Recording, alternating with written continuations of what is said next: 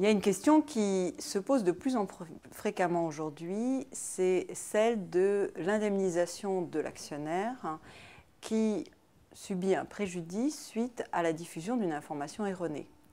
Alors pourquoi elle se pose de plus en plus fréquemment? Tout simplement parce qu'il y a de plus en plus de diffusion d'informations.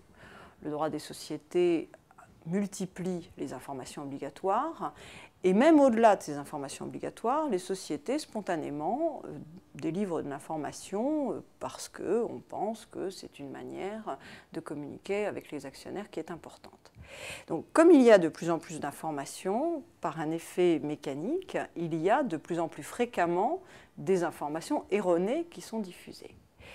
Et lorsque on est devant ces situations de diffusion d'informations erronées, on peut se demander comment indemniser l'actionnaire qui subit l'information erronée.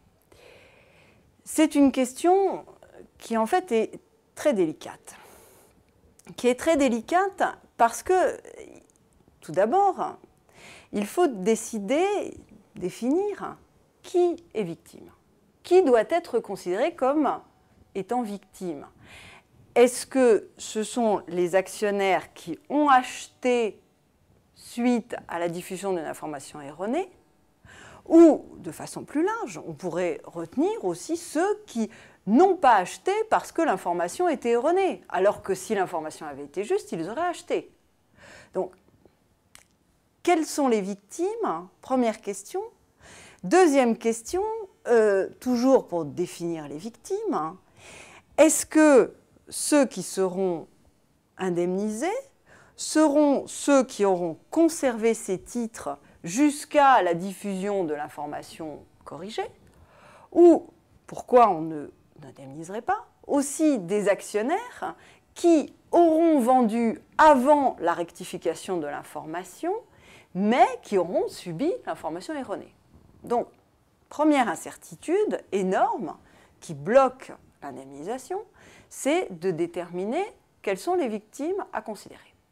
Seconde incertitude qui également va freiner cette indemnisation, c'est de définir l'étendue du préjudice.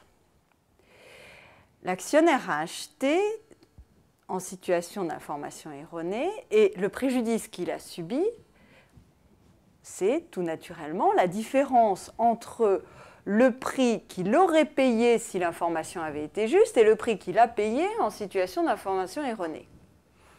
Mais pour retenir cette détermination du préjudice, il faut savoir quel aurait été le prix qu'il aurait payé si l'information avait été juste, ce qui est extrêmement difficile.